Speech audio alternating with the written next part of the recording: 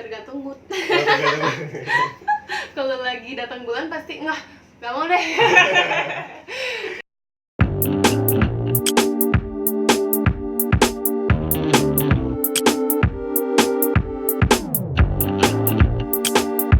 Kumpulan artis dari Indonesia, dari luar negeri untuk datang ke sana dan berbagi ilmu dan ya tampil dan ini seperti sama komunitas di sana.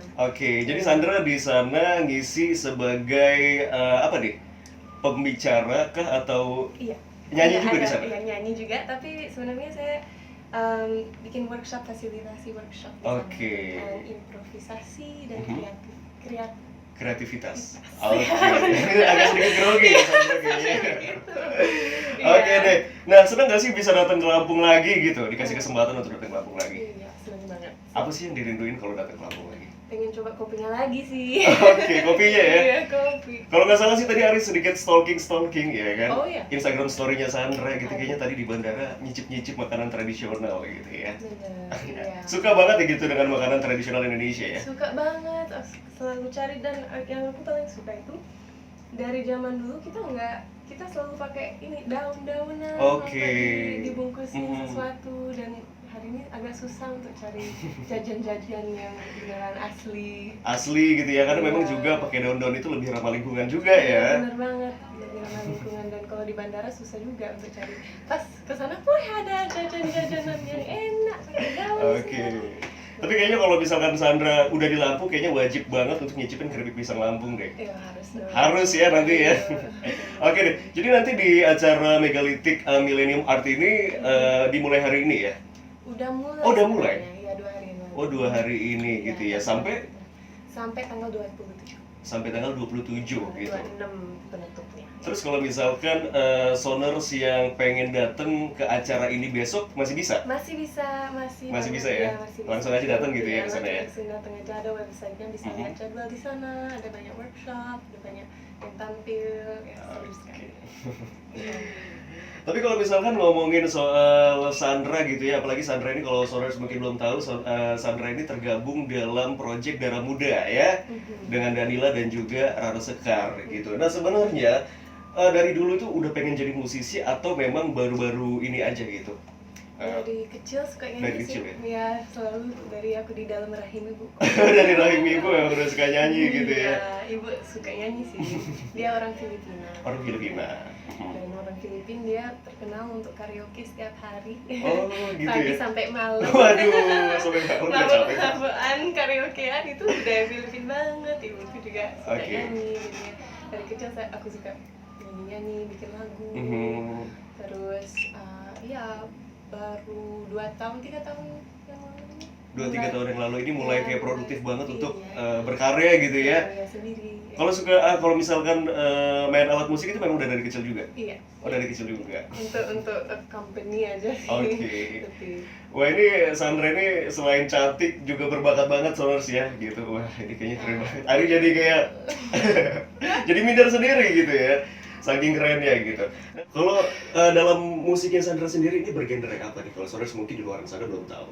Ya sebenarnya agak folk sih. Agak folk ya. Nyanyi sama main gitar itu akarnya. Dan kalau Ari sempat baca juga nih, kalau nggak salah nih ya, Sandra ini lebih suka musik yang kayak terinspirasi dari alam gitu ya, benar? Iya benar. Oh, berarti Sandra lagi suka alam? Suka banget. Iya suka.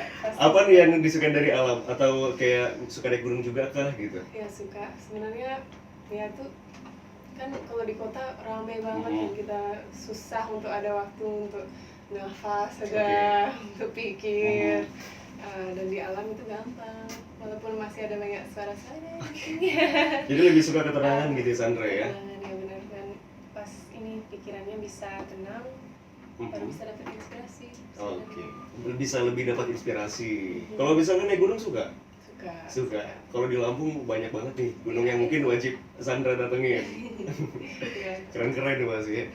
Oke nih, kalau misalkan ngomongin lagi soal musik gitu kan, kira-kira Sandra ini udah punya berapa lagu sih? Atau udah punya album sendiri gitu? Belum punya album, tapi ada EP. EP? Iya, 2 tahun yang lalu kita rilis EP yang judulnya Bahasa Hati. Oke, bahas hati. Bahasa. Oh, bahasa hati. Oke. Bahasa. Oke. Apa bahasa hatimu, Mas? Itu bahasa hati itu maksudnya kayak terinspirasi dari apa nih? Atau mungkin punya makna? Sebenarnya nggak tahu sih, kan aku suka nulis. Oh, suka nulis. Di buku seperti journaling gitu. Oke. Diary. Dan nggak tahu kenapa itu selalu muncul itu bahasa hati. Bahasa hati. Selalu dia muncul terus. Tiba-tiba itu jadi judulnya. Itu lagu yang lama-lama, terus kita rekam live aja di Bali. Oke. Tempatnya namanya Rumah Topeng. Rumah Topeng. Sebenarnya museum untuk topeng-topeng dari seluruh dunia. Oke. Jadi tapi ada joglo dari Jawa di sana, dan kita rekam di dalam 6 jam aja selesai. Wah, keren. Ya, 6 lagu, terus ada puisi juga. Ada puisi juga. Suara Gitu. alam di belakang. Wah, itu kayaknya bikin jiwa kita jadi tenang ya. Mungkin, tapi mungkin juga jadi emosi dan sedih dan depresi. Siapa tahu, penting juga sih untuk terasain itu semua emosinya. Oke. Tapi Ari juga ada sempat ngedengerin karya-karya dari Sandra sendiri gitu ya, dan memang ngebuat pikiran dan hati Ari jadi makin tenang. Gitu. Oh iya? Iya, beneran. Tapi kalau misalkan disuruh milih genre lain gitu, pengen nggak sih nyoba genre lain selain Fox gitu? Iya, sebenarnya pengen. Tapi pasti dengan cara natural dia akan berubah sendiri. Seperti nggak terlalu ada, belum ada sih pikiran. Belum ada pikiran itu ya? Ke sini atau ke sana atau apa sih? Oke. Kita lihat, lebih enak kalau organik aja. Jadi kayak jalanin aja dulu lah sekarang gitu ya. Oke, nah untuk Sandra lagi nih ya, udah pernah berkolaborasi dengan musisi siapa aja nih di Indonesia? Agak panjang ini. Nggak apa-apa. Enggak sih. Panjang ya? Enggak sih, ada lebih ke teman-teman. Komunitas yang ngajak waktu aku masih kecil, masih remaja, ada yang ngajakin indie band No Stress namanya di Bali. Dia ngajakin aku pertama kali kita bikin kolaborasi, dia nyanyiin laguku, terus aku juga nyanyiin lagu dia. Selain itu ada siapa lagi? Ada di Bali, komunitas Bali, pernah nyanyi sama Navigula. Ini teman-temanku yang dia featuring sama aku di bandku, itu ada Fendiris, ada Sanjay dari Pigmos, dia jadi gitarisku tahun lalu. Terus ya ada beberapa. Dengan cara muda kita tahun lalu kita main sama Iwan Fals. Beberapa kali. 2019 berarti ya sama Iwan Fals ya. Itu apa tuh perasaan yang dirasain pas bisa satu panggung sama Iwan Fals? Actually pertama kali aku main sama dia 4 tahun yang lalu. Oh, 4 tahun yang lalu. Oke. Di Winanggung, di rumah dia, dia undang. Dan sebenarnya grogi banget ya. Karena waktu itu belum ada pengalaman manggung. Jadinya ada tema-tema budaya. Waktu itu saya pakai baju Dayak sambil nari-nari Dayak seperti itu. Tapi nyanyinya lagu Om Iwan, terus laguku juga. Iya, grogi banget gitu ya, apalagi kan Om Iwan juga salah satu legendaris di industri musik Indonesia gitu ya. Tapi ada selain itu seperti pastilah grogi kalau kita mikirin itu. Tapi pas sudah manggung, apa ya, rasanya beneran dia terima apa saja, terima full, dan dengan itu bisa gampang untuk berkembang gitu, karena dia beneran megang sesuatu yang ya itu legendary, tapi energinya juga legendary, dan dengan itu dia kasih tempat untuk anak kecil seperti aku. Ayo kamu bisa berkembang juga. Seperti wah, terharu sebenarnya, terharu. Jadi kayak ngalir gitu aja ya, jadinya lebih enjoy juga ngejalaninnya ya. Oh iya, dan lebih percaya diri, karena sebelum itu apa, suka nyanyi tapi di depan orang, aduh hancur. Jadi Sandra sendiri kelihatannya juga sedikit ini ya, pemalu juga gitu ya. Kalau orang kreatif kadang-kadang kita introvert juga. Kadang-kadang introvert ya, tapi sama sih kayak Ari juga, pasti setiap manusia juga kayak ada sisi suka malu gitu ya, minder ya, itu alamiah sih. Alami. Pengen nggak sih impian kolaborasi sama siapa gitu? Sama siapa ya? Kanye West. Bercanda. Siapa ya? Sebenarnya dengan komunitas teman-temanku masih ada banyak sih yang aku belum kolaborasi sih. Mas Danto, Sisir Tanah gitu, aku suka banget ya. Kita belum kolaborasi. Aku juga sih temanku Made Maut. Dia baru rilis album dia tahun lalu, dan waktu itu aku di luar negeri waktu dia rilis albumnya aku sedih dan aku aduh keren banget dia main-main, aku pengen nyanyi sama dia nanti pas balik ke Bali gitu. Tapi by the way kalau misalkan ngomongin Sisir Tanah, Ari juga suka banget gitu ya. Iya. Yang lagu-lagu dia gitu kan. Iya, Ari juga suka. Iya. Soalnya kan kalau nggak salah lagu dia sempat dipakai untuk salah satu soundtrack film yang lagi tayang nih. Iya benar. Ya kan NKCTHI itu. Wah, itu lagunya kayak dalam banget sih. Dalam sih. Oke deh, dan kalau misalkan Sandra sendiri setiap ngebuat lagu gitu, itu sebenarnya pernah nggak sih ada dari curhatan pribadi kayak misalkan lagi galau soal cinta gitu, atau galau soal pertemanan? Pernah nggak sih kayak gitu? Pernah dong ya. Jarang dikasih orang dengar gitu. Cukup Iya benar sih. Benar ya. Ada seperti itu. Jadi terinspirasi dari kayak masalah kegalauan pribadi. Gitu. Iya ada juga. Ya nggak cuma dari pribadi, ada juga yang aku lihat di keliling di sekelilingku dia tergantung banyak yang bisa. Banyak ya yang membuat inspirasi untuk membuat lagu ya. Iya banyak. Tapi kalau misalkan sebenarnya pesan yang pengen Sandra sampein setiap ngebuat lagu itu ke para pendengar itu apa sih? Sebenarnya saya nggak terlalu mikir tentang pesanku apa dan nggak terlalu spesifik dengan itu, tapi yang paling penting itu jujur. Jujur aja gitu ya? Kalau aku nggak jujur, terasa banget gitu.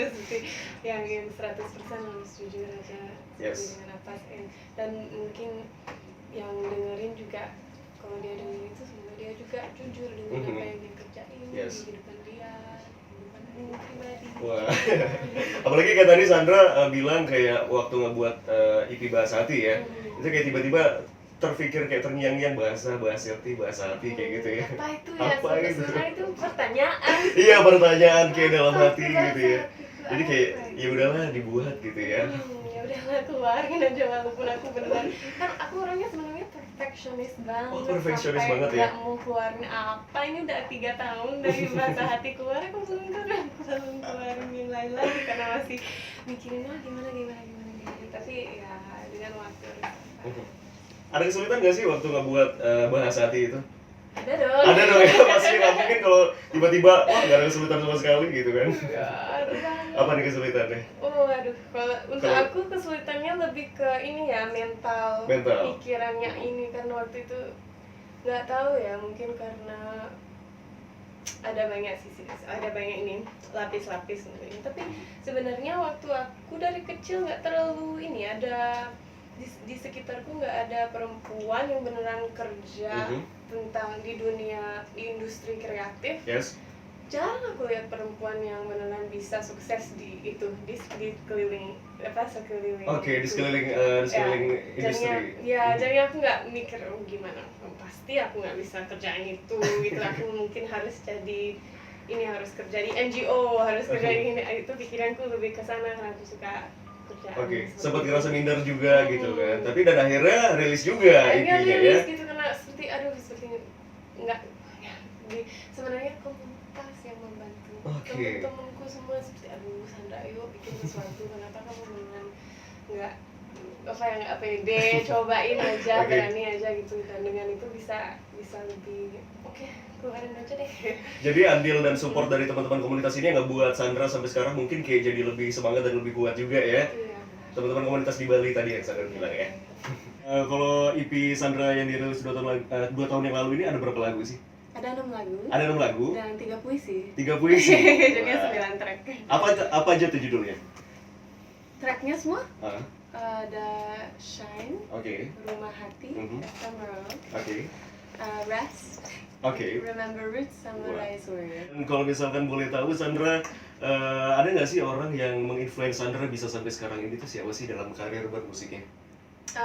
Seperti artis yang ya mungkin tokoh lain gitu juga bisa. Tokoh lain? Iya, ya maksudnya yang ngebuat Sandra jadi bisa musisi seperti sekarang ini gitu. Sebenarnya bapakku sih. Aku mikirin dia beneran dari dulu dia main gitar juga, nulis lagu, dan dia selalu kasih denger seperti ini Bob Dylan, kamu harus dengerin lagu-lagunya dia, atau ya dia selalu ada mendukung sih Mendukung banget ya. Mendukung banget ya. Oke, dari kecil memang udah selalu dikasih yang berbau tentang musik gitu juga ya. Dan Bapak juga memang musisi juga kah atau gimana? Atau dia nulis lagu tapi dia kerjaannya tentang ini melindungi hutan-hutan di Indonesia ya. Jadinya dia lebih ke environmentalist. Keren banget. Keren banget ya, wajar aja sih kalau misalkan Sandra juga cinta banget ya sama alam. Tapi kalau misalkan arti fans sendiri bagi Sandra itu apa sih? Fans? Temen lah. Temen ya? Kita sebenarnya saya nggak terlalu suka dengan sebutan fans? Enggak, fans bagus, tapi idola. Idola yang aku seperti, idola itu apa ya, kita semua sama. Kita semua punya ini tuh, kita semua punya impian, apa sama aja. Dan kita fans itu teman, saudara gitu. Ayo kita mendukung, terima kasih untuk mendukung. Kalau ada fans baru, ayo kita berkeluarga bareng gitu. Mau lah, Ari juga jadi keluarganya Sandra gitu kan. Nah, kalau misalkan setiap Sandra manggung nih, pasti kan kalau misalkan penonton yang nonton di bawah panggung gitu ya, pada sorak-sorak, pada teriak-teriak mungkin, atau mungkin pada mainin flashlight, itu yang Sandra rasain gimana sih kalau misalkan ada fans yang kayak gitu? Merinding kah atau gimana gitu? merinding kesel. Merinding kesel kenapa? Enggak sih, tergantung situasinya, tergantung acaranya ini. Tapi biasanya dengan pengalamanku jarang banget. Terima kasih teman-teman yang pernah nonton saya, beneran dengerin dan seperti ya kalau di festival yang pengalamanku di bar itu beda. Kalau main-main di bar dan semua mabuk-mabukan, aduh, mungkin agak seperti. Tapi juga musisi sekarang kita harus ada pengalaman seperti itu sih. Kita nggak cuma harus main untuk didengerin, tapi main karena semangat, dan main karena ya kita butuh uang juga. Itu pasti selalu ada ini. Terus kalau misalkan tiba-tiba nih, ya kan, habis manggung, terus tiba-tiba fans ngikutin dari belakang, Sandra boleh dong minta fotonya gitu. Tergantung mood. Kalau lagi datang bulan pasti nggak mau deh. Kalau cewek datang bulan emang suka kayak gitu ya? Tergantung. Nggak semuanya kan. Yang penting harus jaga makanan. Kalau makanannya nggak sehat pas datang bulan jadi lebih kesel gitu. Kalau makanannya sehat dan pasti masih aman gitu. Masih aman. Ada nggak sih proyek kedepannya yang bakal Sandra keluarkan atau Sandra rilis mungkin karya terbarunya di tahun ini atau tahun depan gitu? Tahun ini ada rencana untuk rilis beberapa sesuatu. Apa deh? Rahasia, tapi masih rahasia. Ikutin Instagramku. Pasti siap. Masih dirahasiain sama Sandra ya. Nggak mau ngomong terlalu banyak sih biar nggak ada terlalu besar harapannya. Siap. Oke deh. Nah, pesan-pesan nih mungkin boleh buat saudara juga di luar sana yang pengen berkarya atau juga bermusik kayak Sandra, kira-kira apa sih? Main-main, improvisasi. Lagi fokus sekarang dengan fasilitasi workshop nanti di Tubaba, itu tentang improvisasi. Itu menurutku paling penting untuk cara kreatif, dengan proses kreativitas. Itu ya? Iya, dan ya main-main aja dengan caramu sendiri, coba main dengan apa. Saya suka teater. Suka teater juga? Wah. Saya sekolah teater dulu, anak teater, acting, suka nari dan gitu. Jadinya dari cara itu aku dapat banyak ini, seperti cara-cara lain untuk ikuti melanjutin proses kreatif gitu. Jadi itu ya pesan buat play so important gitu. Play main-main.